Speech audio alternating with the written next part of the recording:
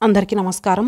ఈరోజు మీ అందరికీ నేను వినిపించబోయే కథ రేటమతం పెళ్ళికొడుకు. రచయిత వాణిశ్రీ గారు. ఇక కథలోకి వెళితే, మహేష్ పెళ్ళి ఉదయం 11 గంటలకు డోగిపర్తి సుబ్బారావు కళ్యాణ మండపంలో. హైదరాబాదులో రాత్రి 10ంటికి బయలుదేరి తెల్లవారుతూనే గుంటూరు చేరుకున్నారు. మగపెళ్లి వారికి నాజ్ సెంటర్లో హోటల్ రూమ్లు విడిదిగా ఏర్పాటు చేశారు ఆడపెళ్లివారు. 2 టీనేజ్ కుర్రాళ్ళు పెళ్లివారి అవసరాలు చూస్తున్నారు. పెళ్ళికొడుకు మహేష్ స్నానం చేసి రెడీ అయిపోయాడు. నీ పేరేమిటోయ్? ఇద్దరిలో పెద్దవాడిని అడిగాడు మహేష్. కళ్యాణ్ అండి అన్నాడు సిగ్గుపడుతూ ఆ నూనుగు మీసాల కళ్యాణ్. నువ్వు నాకేమవుతావు? కళ్యాణ్ తెల్లబోయాడు. మహేష్ అడిగిన ప్రశ్న తికమకగా ఉంది. అదేనోయ్, పెళ్లి కూతురికి ఏమవుతావు? అంజలి మా పెద్దమ్మ కూతురండి చెప్పాడు కళ్యాణ్. అయితే నువ్వు నాకు బామ్మర్దివి అవునా? కళ్యాణ్ తల ఊపాడు. చూడు బామ్మర్ది, ఇంటికెళ్ళి మీ పెదనాన్నతో చెప్పు, పెళ్లి చేసే పంతుల్ని నా దగ్గరకు పంపమను అర్జెంటు. ఏం? కళ్యాణ్ మహేష్ డిమాండ్ వింటూనే స్కూటర్ మీద కొత్తపేటలో ఉన్న పెద్దమ్మగారింటికి వెళ్ళి చెప్పాడు. కృష్ణమూర్తికి అల్లుడి డిమాండులో మతలబు ఏమిటో అర్థం కాలేదు. విడిదింట్లో దిగిన వియ్యాలవారు తమకు అది కావాలి ఇది కావాలి అని డిమాండ్ చేస్తారు. టిఫిన్ బాగోలేదనో, కాఫీ చిక్కగా లేదనో, స్నానానికి వేడి నీళ్లు అందలేదని ప్రతిదానికి వంకలు పెట్టి చిర్రుబుర్రులాడడం సహజం. ఇతగాడేమిటి పంతుల్ని పంపమంటాడు అని బుర్రగొక్కున్నాడు. అన్నయ్య, అల్లుడిదంతా రెటమతంలాగుంది. ఎంగేజ్మెంట్ అప్పుడే అర్థమైంది నాకు. అర్ధరాత్రి అంకమ్మ శివాలని తెల్లవారుజామున పెళ్ళేంటి? నాన్సెన్స్. ఇంకేం ముహూర్తాలు దొరకలేదా పంతులుగారు అని చిందులు తొక్కాడు. ఇతర మతాల వాళ్ళు చక్కగా ఉదయం 10ంటికి పెళ్ళిళ్ళు చేసుకుంటారు. వచ్చిన వాళ్ళకి సౌకర్యంగా ఉంటుంది. అటువంటి ముహూర్తం పెట్టండి అని గొడవ చేశాడు. ఇప్పుడు అల్లుడికి ఇంకేం ఐడియా వచ్చిందో అన్నాడు కృష్ణమూర్తి తమ్ముడు శేషగిరి. సర్లేరా, ఇప్పుడు ఇక చేసేదేం ఉంది? పంతులు కళ్యాణ మండపం దగ్గరికి వస్తానన్నాడు. నువ్వు కారేసుకెళ్ళి పంతుల్ని ఎక్కించుకొని అల్లుడి దగ్గరికి తీసుకెళ్ళు అన్నాడు కృష్ణమూర్తి. శేషగిరి కళ్యాణ మండపానికి వెళ్ళి, పంతులుగారు, అల్లుడు మీతో ఏదో మాట్లాడతాడంట, పదండి కారెక్కండి అన్నాడు. అల్లుడుగారు నాతో మాట్లాడాలా? ఏందండి బాబు అని కంగారు పడ్డాడు నందం రామశాస్త్రి. ఏమో, నాకేం తెలుసు, అల్లుడు హోటల్లో ఉన్నాడు, మిమ్మల్ని అర్జెంటుగా పంపమన్నాడు అని వెర్రి నవ్వు నవ్వాడు శేషగిరి. పెళ్ళి ఎట్లా చేయించాలో నాకు క్లాస్ పీకుతాడేమో మీ అల్లుడు అని గొనిగాడు రామశాస్త్రి. ఇద్దరూ కారెక్కి హోటల్కి వెళ్ళారు. ఏం లేదు పంతులుగారు, పెళ్లి తంతులో కొన్ని ఐటమ్స్ నాకు నచ్చలేదు, అవి తీసేయాలి అన్నాడు మహేష్ వీళ్ళని చూడగానే.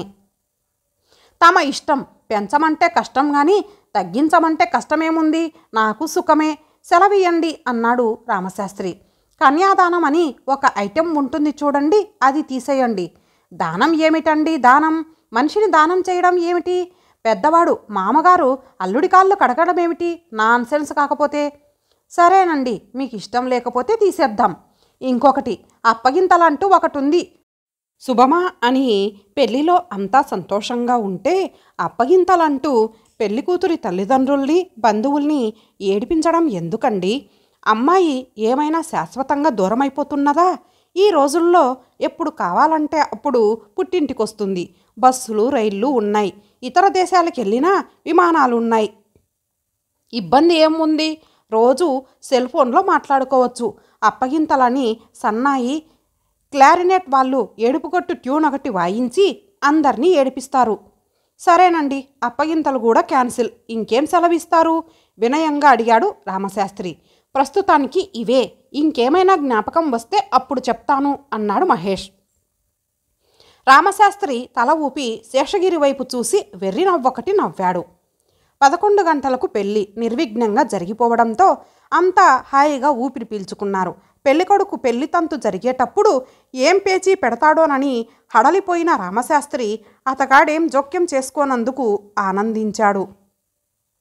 నాన్న మహేష్, మేమంతా భోజనాలైన తర్వాత బయలుదేరతాం, నువ్వు ఇక్కడే ఉండాలి అన్నాడు మహేష్ తండ్రి సుబ్బారావు. మీరంతా వెళ్ళిపోతుంటే నేను ఒక్కడిని ఇక్కడెందుకు? సీరియస్గా అన్నాడు మహేష్. మరీ ఒక్కడివి కాదులే, అక్క బావ ఉంటారు, కావాలంటే నీ ఫ్రెండ్స్ 2-3 తోడుగా ఉంచుకో. అదే ఎందుకని సుబ్బారావు ముసిముసి నవ్వులు నవ్వాడు.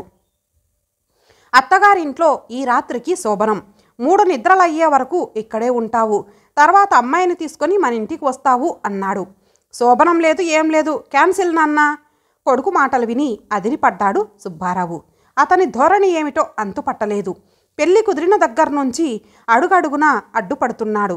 ప్రతిదానికి వంకలు పెట్టడమే రెటమతంలే అని అంతా సర్దుకుపోతున్నారు. ఏకంగా ఇప్పుడు శోభనం వద్దంటాడేమిటి తిక్కవెదవా అనుకున్నాడు సుబ్బారావు. ఏరా, నీకు ఈ పెళ్ళి ఇష్టం లేదా? కోపంగా అడిగాడు సుబ్బారావు. ఇష్టం లేకపోతే ఎందుకు చేసుకుంటాను? మరి ఇంకేంటి, కట్నం వద్దన్నావు. పెళ్ళి అనేది ఆడపిల్లకే అవసరమా, మగవాడికి కాదా? ఇద్దరికీ అవసరమే కదా. అటువంటప్పుడు ఆడపిల్ల కట్నం ఇచ్చి ఎందుకు పెళ్లి చేసుకోవాలి? దురాచారం అని ఉపన్యాసం దంచావు.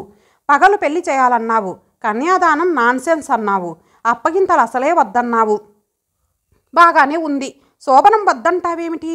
అవ్వా, అంతా ఏమనుకుంటారు? నీకు గాని మతిగాని పోయిందేంట్రా అని కొడుకు మీద మండిపడ్డాడు సుబ్బారావు. ఎవరేమనుకున్నా ఐ డోంట్ కేర్, నాకు ఇష్టం లేదు. రెండో మాట లేదు. నేను అందరితో పాటు హైదరాబాదు వస్తున్నాను సీరియస్గా అని వెళ్ళిపోయాడు మహేష్. ఏమేవ్ చూసావా వీడి యవ్వారం, శోభనం వద్దంట అని కేకలేసుకుంటూ భార్య దగ్గరికి వెళ్ళాడు సుబ్బారావు. పార్వతి తెల్ల ముఖం పెట్టింది. ఆమె నోట మాటలు రాలేదు. క్షణాలలో ఈ సంగతి తాటాకు మంటలా అంటుకుంది. పెళ్ళికొడుకు శోభనం వద్దన్నాడంట అని అటు ఆడపెళ్లి వాళ్ళు ఇటు మగపెళ్లి వాళ్ళు కూడా గుసగుసలాడుకున్నారు. ఏదైనా తేడా ఉందా అని కొందరు అనుమానం వ్యక్తం చేశారు. ఏమండి బావగారు, అబ్బాయి మీతో పాటు ప్రయాణం అవుతున్నాడంట, ఇక్కడ 3 నిద్రలు చేయడా? లౌక్యంగా అడిగాడు కృష్ణమూర్తి. మీరేమనుకోకండి, మా వాడికి ఆర్భాటాలు పనికిరావు. సింపుల్గా ఉండడం ఇష్టం. అదెందుకు ఇదెందుకు అని వాదిస్తుంటాడు సర్ది చెప్పాడు సుబ్బారావు.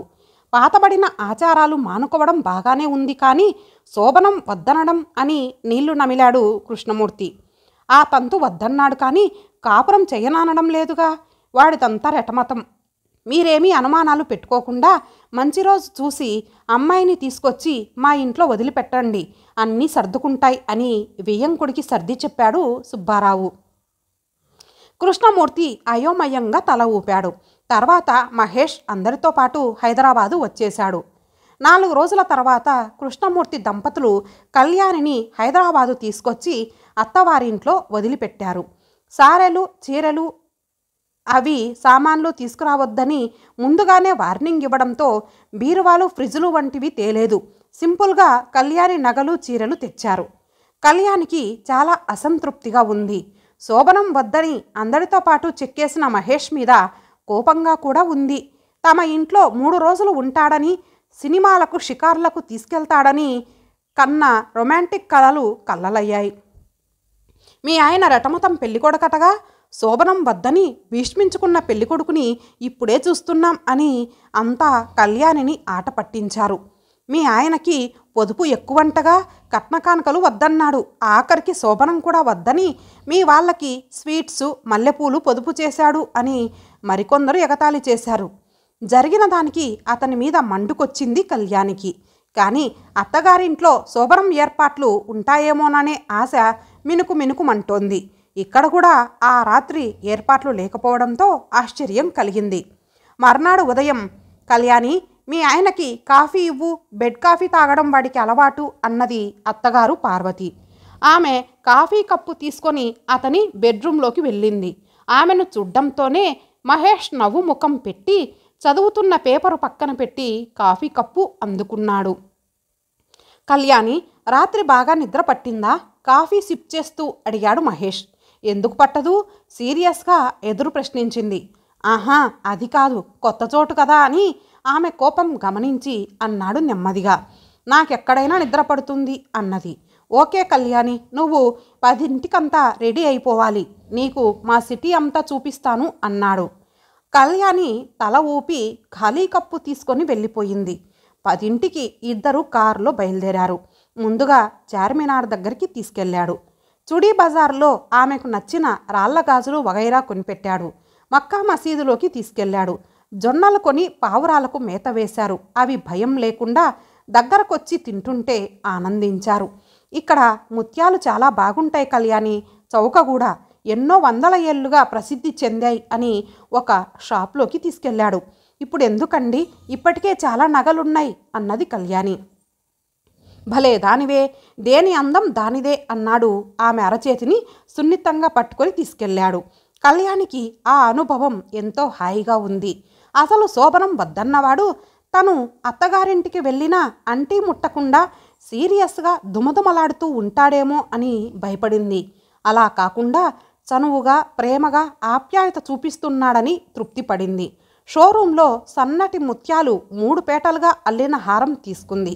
ఆ డిజైన్ ఆమెకు ఎంతో నచ్చింది. తర్వాత ఫలక్నామా ప్యాలెస్ చూపించాడు. అందులో నవాబు వైభవం చూసి ఆశ్చర్యపోయింది. సాలార్జంగ్ మ్యూజియం చూసి ఉస్మానియా హాస్పిటల్ మీదుగా అసెంబ్లీ బిల్డింగు వగైరా చూపించి ద్వారకా హోటల్లో భోజనం, తర్వాత ప్రసాద్ ఐమాక్స్లో సినిమాకి తీసుకెళ్లాడు. సాయంకాలం ట్యాంకు బండు మీద తెలుగు వెలుగు విగ్రహాలు, ఎన్టీఆర్ ఘాట్, బిర్లా మందిరం చూశారు.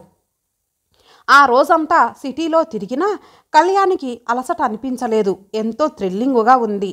మహేష్ ఫ్రెండ్లీగా ఎంతో కాలం నుంచి తెలిసిన వాడిలా కలిసిపోయాడు. అతడు చొరవ తీసుకొని ఆమె చేతిలో చెయ్యి వేసి నడిపిస్తుంటే ఆ అనుభవం అద్భుతంగా ఉంది. ఎన్నో జన్మల బంధం నీది నాది అనిపించింది.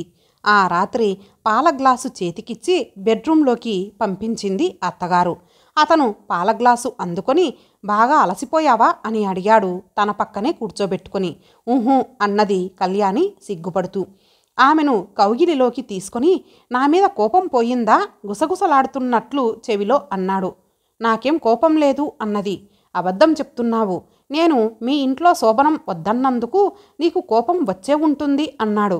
కళ్యాణి నవ్వి ఊరుకుంది. ఆ శోభనం తతంగం నాకు ఎబ్బెట్టుగా అనిపిస్తుంది కళ్యాణి. ఇంటి నిండా జనం, గదిలోకి మనల్ని నెట్టడం, లోపల పూల దుకాణం, స్వీట్ షాప్ డెకరేషన్ పెద్దవాళ్ళకంతా తెలుసు. కానీ పెళ్లి కాని వయసులో ఉన్న పిల్లలు మన చేష్టలు ఎలా ఊహించుకుంటారు? చిన్నపిల్లలు మనల్ని లోపలకు నెట్టి గడివేయటం ఎందుకు అని అడిగితే ఏం చెప్తారు? స్త్రీ పురుషులు కలిసినప్పుడు తనువులు కలుస్తాయి. అదేదో పరీక్ష మాదిరి జరగడం ఏమిటి? తెల్లారి నిన్ను మీ ఆయన ఏం చేశాడని ప్రశ్నిస్తూ ఆట పట్టించడం ఏం బాగుంటుంది? అందుకే ముందు మనసులు కలవాలి, ఏమంటావు అన్నాడు మహేష్. కళ్యాణి మిమ్మల్ని అంతా రెటమతం పెళ్ళికొడుకంటూ ఉంటే ఏమో అనుకున్నాను, మీరు రెబల్ పెళ్ళికొడుకు అన్నది నవ్వుతూ. ఇంతటితో ఈ కథ సమాప్తం. మరలా మరొక మంచి కథతో కలుద్దాం. అంతవరకు సెలవు. నమస్తే.